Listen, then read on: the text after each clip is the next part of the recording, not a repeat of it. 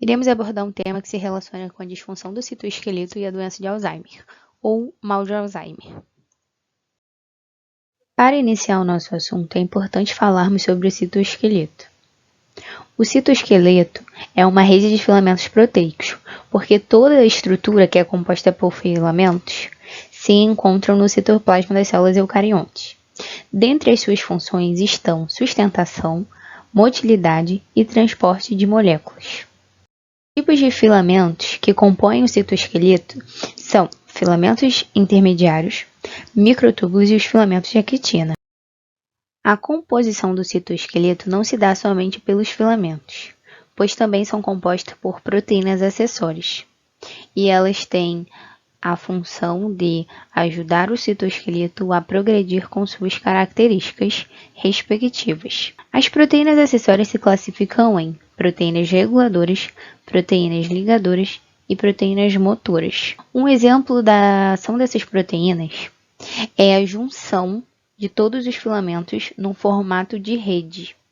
Os filamentos são as estruturas do citoesqueleto, e o primeiro tipo a ser identificado serão os filamentos intermediários. Os filamentos intermediários recebem esse nome porque eles são mais finos que os microtúbulos e mais espessos do que os filamentos de actina. Consideram-se os componentes mais resistentes do citoesqueleto, porque eles não sofrem alterações na forma e no tamanho.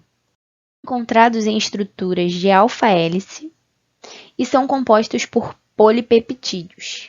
Esse tipo de filamento se subdivide em 6 tipos. Eles, os laminofilamentos, que são localizados inferiormente à carioteca. Os filamentos são localizados inferiormente à carioteca a fim de impedir que ela se rompa.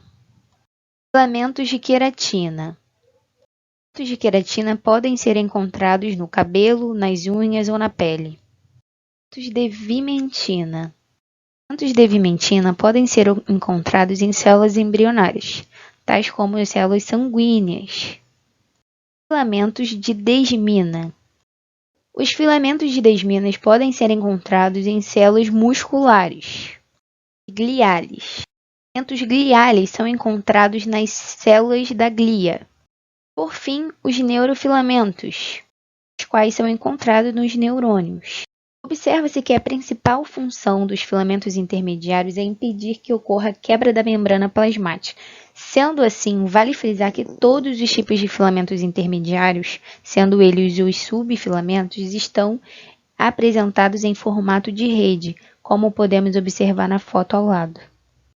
Os microtúbulos possuem um formato tubular e são ocos, e eles estão ligados ao centrosomo. Sendo assim, vale frisar que os microtúbulos nascem a partir do centrosomo, se estendem por todo o citoplasma e chegam à membrana plasmática. Eles são considerados componentes mais espessos porque eles podem se esticar e se encolher, ou seja, ocorre uma alteração do tamanho e da forma. Além disso, vale ressaltar que eles são constituídos por proteínas tubulinas, alfa e beta, e por proteínas motoras, cinesinas e disneinas. As proteínas motoras são de suma importância para os microtúbulos, pois elas transportam substâncias para o interior das células e estão ligadas às suas respectivas extremidades. Como podemos observar, a disneina é responsável pela extremidade menos, que está menos longe do centrosomo.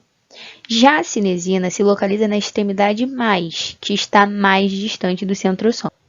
A subdivisão desse componente acontece de acordo com a localização do microtúbulo, sendo ela citoplasmática, que está localizada no citoplasma, mitótico, durante a mitose, ciliares nos centríolos e centriolares nos cílios e flagelos. As proteínas tubulinas alfa e beta compõem os protofilamentos do microtúbulo.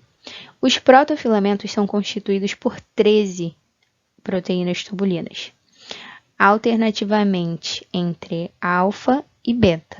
Filamentos de actina, ou microfilamentos.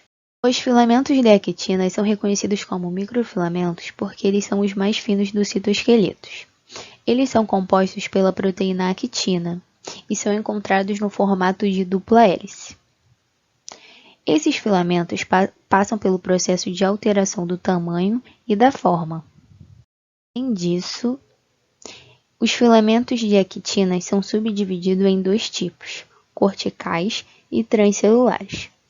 Os corticais são localizados na periferia da célula e os transcelulares são espalhados pelo citoplasma. No entanto, apesar de estarem dispersos por toda a célula, eles são mais concentrados no córtex da membrana plasmática.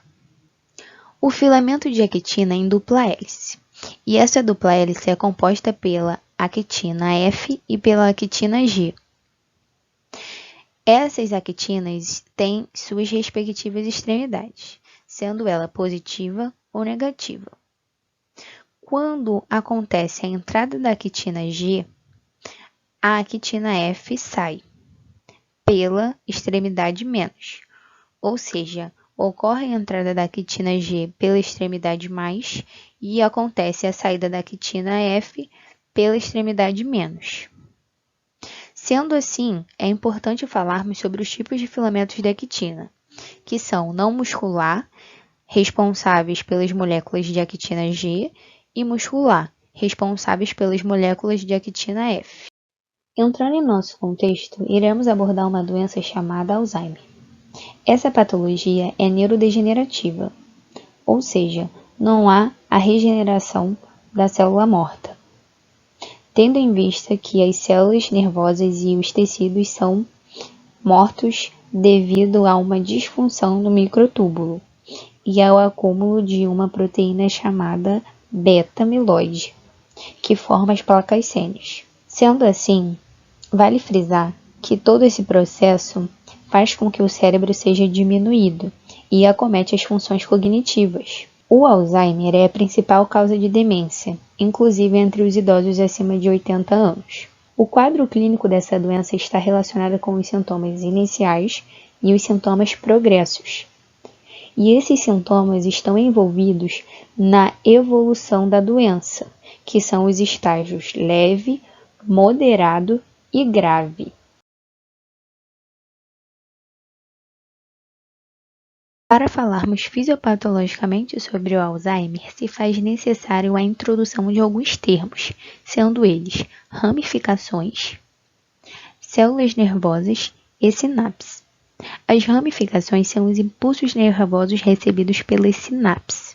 Quem recebe esses impulsos nervosos são as células nervosas, e elas são constituídas por dois tipos, sendo elas as células gliais e os neurônios. A etiologia do Alzheimer se baseia em marcadores neuropatológicos. Nesse caso, estamos falando sobre a hipótese de Tau e novelos neurofibrilares. Essa hipótese se baseia na hiperfosforilização da proteína Tau. Logo, vale ressaltar que as proteínas Tau são responsáveis pela estabilidade dos microtúbulos, ou seja, quando ocorre esse processo de hiperfosforilização, os microtúbulos são acometidos, pois a função da proteína Tau fica prejudicada. Logo, quando os microtúbulos são acometidos, devido à hiperfosforilização, eles são substituídos por novelos neurofibrilares, ou também conhecidos como emaranhados neurofibrilares. Porém, esses componentes desenvolvem uma alteração no citoplasma dos neurônios e também agregam a presença da proteína beta-amiloide, que forma as placas sênios. E esses componentes desenvolvem um potencial tóxico, causando uma inflamação, morte das células nervosas e dos tecidos. Ademais, vale ressaltar que o tratamento disponível para o Alzheimer serve para atrasar a evolução da doença, a fim de melhorar o bem-estar do paciente e garantir uma melhor qualidade de vida, mas ainda não existe cura para essa patologia.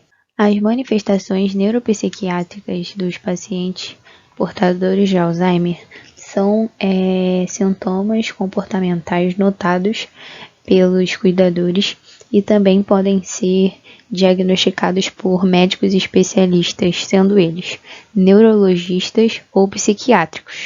Os sintomas comportamentais e psicológicos de demência diminuem a qualidade de vida dos doentes, porque elas causam hiperatividade, psicose, sintomas afetivos e apatia.